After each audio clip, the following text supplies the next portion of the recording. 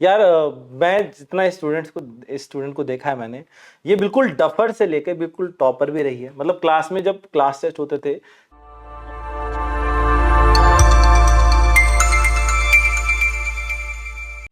तो हेलो प्यारे बच्चों।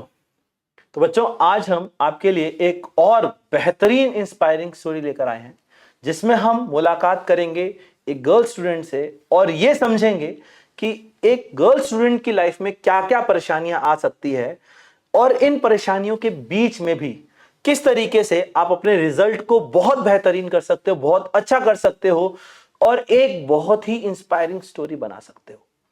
तो आइए मिलते हैं। सबसे पहले तो बेटा आपका नाम बताना चाहेंगे? अलीशा परवेज। अलीशा नाम है।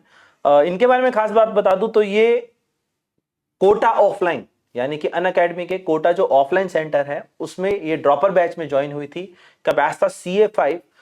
इनकी परसेंटाइल की अगर मैं बात करूं कंपैरिजन की, तो 12th में इनके परसेंटाइल थे 98.3, जो कि ड्रॉपर्स बैच ज्वाइन करने के बाद अब इनके परसेंटाइल है 99.73। तो चलिए शुरुआत करते हैं यार। सबसे पहले तो Alisha, how are you feeling after the result? कैसा फील हो रहा है? पेरेंट्स के क्या फीलिंग है आपकी तरफ? सर बहुत अच्छा फील हो रहा है। और जब रिजल्ट आया था तो मैं सोच रही थी कि मैं और अच्छा कर सकती हूँ, लेकिन ठीक है, अभी जो भी है सब खुश थे मुझसे, इसलिए मुझे अच्छा लगा। पेरेंट्स कैसा फील कर रहे हैं आपके? मेरे पेरेंट्स बहुत ज़्यादा खुश थे, उन्हें मुझसे एक्सपेक्टेशंस नहीं थी, लेकिन वो खुश थे और काफ़ी अच्छा लग रहा था सबको, बहुत प्राउड फील कर रहे थे मुझ पे। यार मैं तुमसे एक हो सकता है शायद पर्सनल हो, जैसे कई बार क्या होता है गर्ल स्टूडेंट्स को हम देखते हैं जनरली कि यार उनको कहीं ना कहीं से प्रेशर फील होता है, चाहे वो फैमिली का प्रेशर हो, चाहे वो रिलेटिव्स का प्रेशर हो, चाहे वो दोस्तों का प्रेशर हो।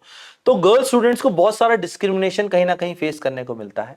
तो यार क्या तुम्हारी लाइफ में भी ऐसा कुछ डिस्क्रिमिनेशन तुम्हें फैमिली की तरफ से या किसी और की तरफ से ऐसा कुछ डिस्क्रिमिनेशन रहा हो? सच मुझे मेरी फैमिली की तरफ से कभी कोई ऐसा डिस्क्रिमिनेशन नहीं फेस करने बहुत को मिला बढ़िया। है, और मेरी फैमिली हमेशा मेरे लिए काफ़ी ज़्यादा सपोर्टिव रही है। खास और मेरी मम्मी हमेशा मेरे लिए, कभी भी मुझे कोई भी चीज़ की कमी महसूस नहीं हुई है, हमेशा मेरे लिए थी।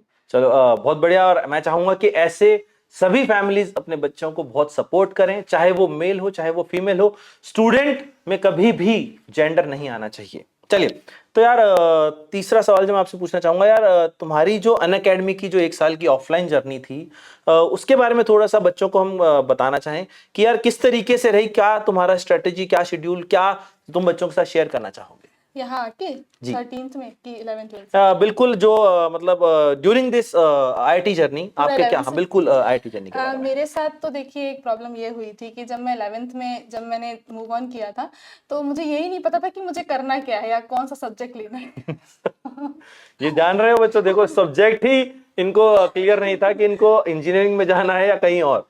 तो आपने क्या चूज किया पहले? तो मैंने आर्ट्स चूज किया। भाई साहब, इन्होंने देखिए आर्ट्स ज्वाइन किया था और आज ये इंजीनियरिंग में टॉप बन रहे हैं।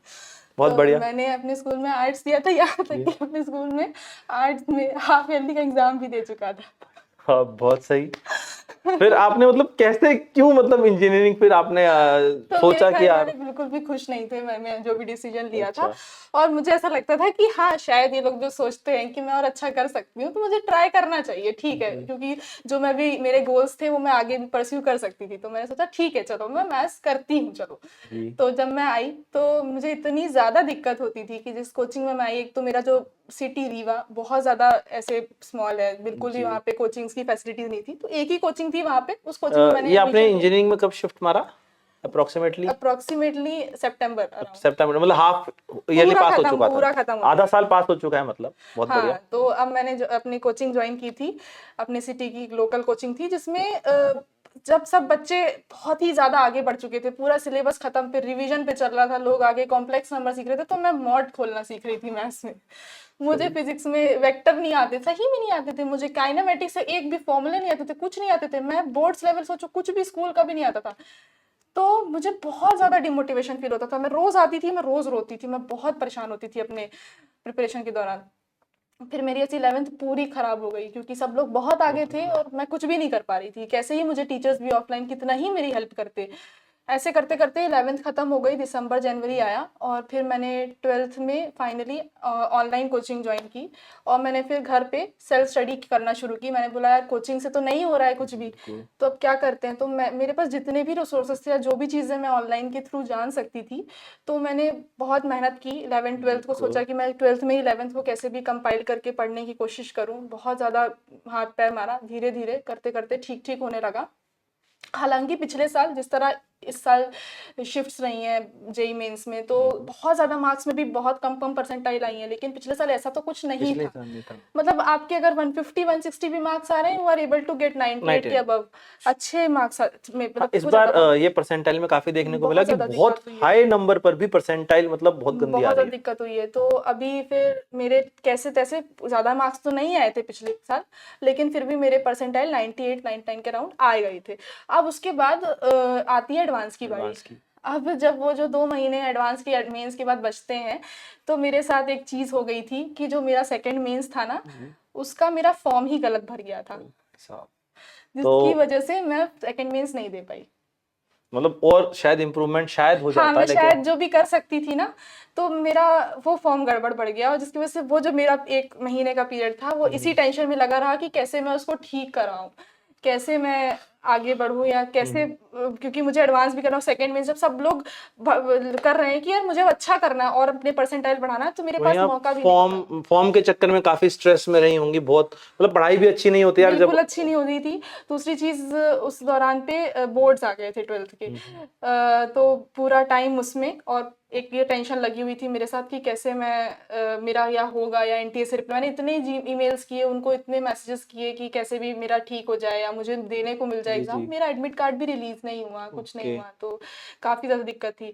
अब कैसे तैसे चलो मेंस वेंस हो गया, सेकंड मेंस का भी टाइम निकल गया। अब बचते हैं 1 महीने एडवांस। जिसमें सब मुझे, मैं जिससे भी ऑनलाइन जो भी मेरे टीचर्स थे, मैं जिससे भी पूछती थी, या मेरा तो उतना लेवल था ही नहीं, मुझे उतना आता ही नहीं था, तो सब मुझसे बस इतना कहते थे कि तुम पीवाईक्यू लगाओ, तुम पीवाईक्यूज पे फोकस करो, तुम बस पीवाईक्यू लगाओ।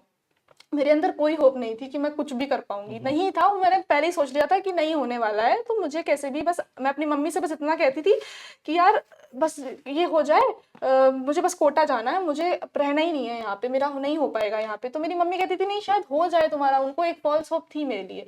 फिर जैसे ये एडवांस होता है तो वही हुआ जो मैंने सोचा था, कैसे तैसे कट ऑफ तो क्लियर हो गई, लेकिन हुआ बहुत ही खराब मेरी रैंक थी। रैंक बहुत खराब आई आपकी। बहुत ही ज़्यादा मेरे मार्क्स खराब थे, बहुत ही ज़्यादा हालत खराब थी। सब मेरे से बहुत एक्सपेक्ट करके बैठे हुए थे, क्योंकि उनको वो परसेंटाइल ऐसे लग रहे थे जैसे मैंने बहुत मार्क्स भी लाई मार्क्स में। है। और मतलब लोग पेरेंट्स जनरली देखते भी हैं कि उनका बच्चा बहुत मेहनत कर रहा है, हाँ, तो उनकी और मैं इतना एक्सपेक्टेशन पढ़ती ऑलरेडी थी, बढ़ जाती मैं है। अच्छे से पढ़ती थी, तो मेरी मम्मी को ऐसा था, मेरे घर वालों को ऐसा था कि इतना पढ़ती है वो और कितना वो पढ़ेगी पड़ेगी। ये। तो ऐसा हुआ। फिर उसके बाद जब रिजल्ट आता है, तो मैं उस दिन काफ़ी ज़्यादा उदास थी, काफ़ी परेशान थी कि अब क्या ही होना है मेरा। और जब मैं ड्रॉप लेने वाली थी ना, तो मेरे घर में सब मुझे कह रहे थे कि नहीं होने वाला है कुछ, ड्रॉप ईयर में सिर्फ और सिर्फ आपके मार्क्स खराब होते हैं, कभी अच्छा हो ही इम्प्रूव नहीं नहीं सकता होता। है, क्योंकि मोस्टली मेरे घर में जिसने भी लिया है ड्रॉप, तो किसी का उतना अच्छा नहीं हुआ। तो मेरी मम्मी को भी सब ये सब बोलते थे, ये मेरे सब पेरेंट्स गाइड करते सब हैं गाइड जनरली करते आपको। थे, मुझे बोलते थे नहीं नहीं नहीं। तो मेरा ये टारगेट था उन 10 दिनों में कि कैसे भी अपनी मम्मी को और खुद को बस ऐसे लोगों से बचाना है कि नहीं नहीं, मुझे तो बस कैसे भी मैं पहुंच जाऊं। बिल्कुल। और मेरी मम्मी का ये था कि मैं अकेले नहीं जाऊं, क्योंकि मैं पहली बार घर से निकली थी इस साल, तो मेरी मम्मी का था कि मैं किसी के साथ साथ। जाऊं, या कोई मेरे रूममेट बन जाए या कोई तो कुछ तो कोई मुझे, जानकार हो हाँ जिसके कोई साथ आप जानकार इजीली हो। रह पाएंगे। तो मैं आ गई थी अपनी एक फ्रेंड के साथ यहाँ पे, ओके। कैसे बस एक दिन में फटाफट मतलब मैं 26 को आई थी, 26 जून को, 27 जून से बैच स्टार्ट बैच होना था। स्टार्ट होने वाला, ओके। मैं जस्ट 26 को मेरी ट्रेन थी सुबह, और मैं यहाँ आई, मैंने एडमिशन लिया, और यहाँ तक कि मैं दूसरे बैच में जाने वाली थी। मैं इस बैच में जिसमें आप हो ना, मैं आने ही नहीं वाली थी। ये देख हाँ, रहे हो स्टूडेंट्स, मतलब किस्मत मतलब कहाँ इतनी, लेकर आती है वही बच्चे किस्मत को। सोचो। मैंने सोचा था कि मैं जिनसे ऑनलाइन पढ़ती हूँ ना, मैं उन्हीं के पास जाऊंगी, वहीं जाऊंगी। ओके। मेरा बिल्कुल ये था कि नहीं, बट कैसे तैसे, मतलब मेरे बिल्कुल मन नहीं था। जिस दिन मैंने वो भी लिया था ना बैच की, चलो मैं इस वाले बैच में जा रही हूँ, तो मैं बहुत दुखी थी। बताओ यार, मैं जिसके लिए आई वो तो बैच मैं नहीं था। गई नहीं। ठीक है, तो मुझे पता भी नहीं था कि कौन है, कैसे टीचर्स हैं, क्या पढ़ाएंगे, कुछ नहीं पता था मुझे। अब फिर उसके बाद रूम वूम पूरा हो गया, और अपनी पढ़ाई स्टार्ट होती है। मेरा बस इतना टारगेट था कि मुझे ना किसी से मतलब नहीं होना है। मुझे ये पता था कि मेरा लेवल उतना है ही नहीं, और मैं कोटा आई हूँ। मैंने बहुत सुना था पहले कि यहाँ पे ना बहुत होशियार बच्चे होते हैं, बहुत अलग बच्चे होते हैं, 6 से पढ़ते हैं, 7 से पढ़ते हैं। तो शायद मेरे साथ जितने भी बच्चे हों सब ऐसे ही होंगे, और मैं क्या ही करूँगी यहाँ पे। तो मेरा बस इतना टारगेट था, क्योंकि मैंने जब भी जितने भी लोगों को देखा था अपने सराउंडिंग में जो अच्छा कर चुके थे, मैंने उनमें एक चीज़ ऑब्जर्व की थी, पेशेंस। वो कभी हार नहीं हाँ नहीं मानते थे। मानते। मतलब उनका कितना भी उनका खराब हो जाए ना, वो घर आएंगे, पढ़ेंगे, उनके मार्क्स खराब है उनसे पूछो वो बताएंगे कि हाँ हमारे इतने मार्क्स है। कभी वो शर्म नहीं खाते कि ना बताओ कितने खराब हैं, रो रहे हैं। तो मुझे एक चीज रियलाइज हुई कि नहीं, मुझे किसी से मतलब नहीं रखना है। जबकि हालांकि मैं अपने साइड में लोगों को जो देखती थी, वो काफी ज्यादा एक दूसरे से कंपटीशन की फीलिंग रखते थे। या मैं अपनी रूममेट को देखूं या अपने फ्रेंड्स को देखूं, देवर लाइक कि किसका आंसर जल्दी आ रहा है, या किसके मार्क्स कौन ज्यादा आ रहे हैं, या क्या है। जबकि मेरा ऐसा था कि अगर मैं लास्ट भी आ रही हूँ ना, इवन बहुत से टेस्ट ऐसे हुए हैं मेरे क्लास टेस्ट तो जो हम होते हैं, जानते हैं, उसके रिजल्ट्स मैंने भी तो देखे हैं। ये कितना कितना बहुत बहुत कितना बढ़िया रैंक आती थी इनकी क्लास टेस्ट में। मतलब हम खुद इनसे पूछने लग जाते थे कि इतनी रैंक कैसे ला सकते हो आप क्लास टेस्ट में। तो मतलब यार जेई एडवांस की प्रिपरेशन काफी मतलब तुम्हारी अप एंड डाउन रही है। बहुत। यार अन अकेडमी कोटा के बारे में अगर मैं आपसे पूछूं तो जो हमारा ऑफलाइन सेंटर है इसके बारे में आपकी क्या राय है, इसके बारे में आप क्या सोचते हैं?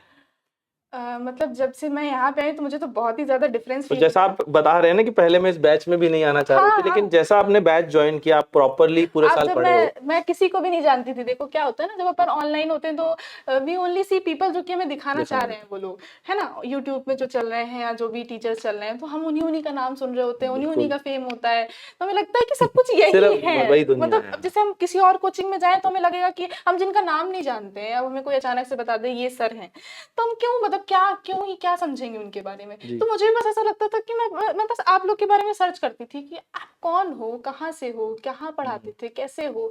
तो मुझे ज्यादा कुछ मिलता नहीं था, क्योंकि आप लोग उतने यूट्यूब पे तो एक्टिव थे नहीं। फिर जैसे धीरे धीरे बढ़ती है क्लास, तो क्लासेस चलती हैं। यार एक तो मेरे सराउंडिंग में सबकी रैंक मेरे से सबसे ज्यादा थी, पहले से ही, पिछले साल से ही। तो और मुझे बहुत बुरा लगता ही था कि अब बताओ, मैं तो और सही गधी, बात है। क्या ही मतलब मेरा होना है। और मतलब बहुत ही बुरे हाल थे मेरे तो। तो फिर उसके बाद जब मैंने धीरे धीरे जाना, तो जो भी मेरे पिछले टीचर्स की जो थिंकिंग थी ना, मेरा माइंड सेट था, मुझे लगता था कि वही सब कुछ है, उनसे ज्यादा तो भाई नहीं आ सकता किसी को। जी। मेरा ये था। बिल्कुल। और धीरे धीरे मेरा भ्रम टूटा कि नहीं ऐसा नहीं है, मतलब बहुत ही ज्यादा अलग है यहाँ पे, सारी टीचर्स बहुत ही ज्यादा अलग हैं। खास तो तौर पे आप, मतलब सही में मतलब। तो मतलब कोटा ऑफलाइन में आपका रिकमेंडेशन बढ़िया है हाँ कि हाँ यहाँ पे जो टीचर्स आपको मिलते हैं वो एक्चुअली बहुत काफी सपोर्टिव रहते हैं, बहुत हेल्प आपकी करते हैं ड्यूरिंग द प्रिपरेशन। जो भी कठिनाइयाँ आपको, परेशानियाँ आपको झेलने को मिलती हैं, उसमें आई होप टीचर्स का काफी सपोर्ट आपको मिला। हाँ, बहुत ज्यादा। मतलब सभी टीचर्स सब आपने टीचर्स। काफी सपोर्टिव हाँ रहे। चलिए एक सेकंड लास्ट सवाल आपसे, वो ये कि यार आप गर्ल स्टूडेंट्स को क्या राय देना चाहेंगे, क्या मैसेज देना चाहेंगे? यार कुछ स्टूडेंट्स, जैसे जो गर्ल स्टूडेंट्स होती हैं, जैसे आपको डिस्क्रिमिनेशन नहीं देखने को मिला, लेकिन हम जनरली जानते हैं कि यार गर्ल स्टूडेंट्स में होता है, थोड़ा सा हाँ हाँ। डिस्क्रिमिनेशन रहता है। तो उनके लिए कुछ स्पेसिफिक मैसेज, बहुत सारी परेशानियां उनको झेलने को मिलती है, तो उनके लिए कुछ स्पेसिफिक मैसेज आप देना चाहें कि यार क्या, किस तरीके से वो अपने आप को बचा के रखें, किस तरीके से फॉलो अप लें, किस तरीके से अपनी पढ़ाई जारी रखें, कुछ ऐसा? देखो, अपने पेरेंट्स को समझाओ कि हाँ तुम भी कर सकती हो, ऐसा कुछ भी नहीं है कि क्यों नहीं कर सकती। और मैं कभी भी इस चीज में मतलब नहीं बिलीव करती हूँ कि वो लड़का है तो उसका दिमाग ज्यादा है, मैं लड़की हूँ मेरी फिजिक्स अच्छी नहीं हो सकती, या ऐसा है वैसा है, ऐसा कुछ भी नहीं होता है। तुम चाहो ना तो तुम कुछ भी कर सकते हो। तुम 0 आ रहे हो, कल तुम्हारे बिल्कुल भी मार्क्स नहीं आ रहे, तो ऐसा भी हो सकता है कल तुम फर्स्ट आ जाओ। मेरे साथ बहुत बार ऐसा हुआ है कि समटाइम्स मैंने बहुत ही कम स्कोर किया, फिर कभी मैं बहुत अच्छा करती हूँ, कभी फिर गिरती हूँ। तो गिरना चढ़ना लगा रहता है। अपने आप को डिस्ट्रैक्शन से बहुत दूर रखो, अपने आप को बहुत फोकस रखो। देखो मेन चीज काम होता है। और हाँ, हमेशा यही नहीं कि सब कुछ यही चीज है, ऐसा भी नहीं है कि हाँ हाँ सिर्फ हमें यही करना है, ऐसा नहीं होता है। तुम्हारे पास बहुत चीजें, तुम खुश रखो। पहली चीज, पहली प्रायोरिटी होनी चाहिए अपने आप को खुश रखना। Make yourself as much happy as you can, तभी तुम अच्छे से अपना ध्यान लगा पाओगे, अच्छे से पढ़ पाओगे, अच्छे से अपना काम में मन लगा पाओगे। जितने भी घंटे मैटर नहीं करेंगे। तुम 2 घंटे भी ढंग से पढ़ रहे हो उस चीज को, वो तुम 5 घंटे वाले इंसान से ज्यादा अच्छा कर लोगे। तो तुम्हें हमेशा बहुत फोकस रहना है, बहुत पेशेंस रखना है, पहली चीज तो कभी टूटना नहीं। तो Alisha, thank you so much यार। मैं जितना स्टूडेंट को देखा है मैंने, ये बिल्कुल डफर से लेकर बिल्कुल टॉपर भी रही है। मतलब क्लास में जब क्लास टेस्ट होते थे तो मैं जनरली रैंक चेक किया करता था, तो रैंक्स में मैंने जनरली देखा है कि हमेशा मतलब कभी कॉन्स्टेंटली डाउन आ रही है 2-3 टेस्ट में, कभी कॉन्स्टेंटली बहुत अच्छा परफॉर्म कर रही है। तो यार लास्ट में जब जेई मेंस था तो मुझे ऐसा डाउटफुल हो रहा था इसके बारे में, बट इसने जो रिजल्ट दिया है उसके लिए यार thank you so much Alisha. आपने अपने टीचर्स का मान रखा है, जिन्होंने भी आपको पढ़ाया उन सबका आपने मान रखा और बहुत ही अच्छी रैंक आपने अचीव की। यार लास्ट में इतना ही कहूंगा, जेई एडवांस में भी आप ऐसी धुआंधार बारिश करके आइएगा, है ना। जेई एडवांस में आप बहुत अच्छा परफॉर्म करें, यही मेरे लिए आपके बेस्ट विशेस है, और आप अपने पेरेंट्स को प्राउड फील कराइए। ठीक है, बेस्ट ऑफ लक।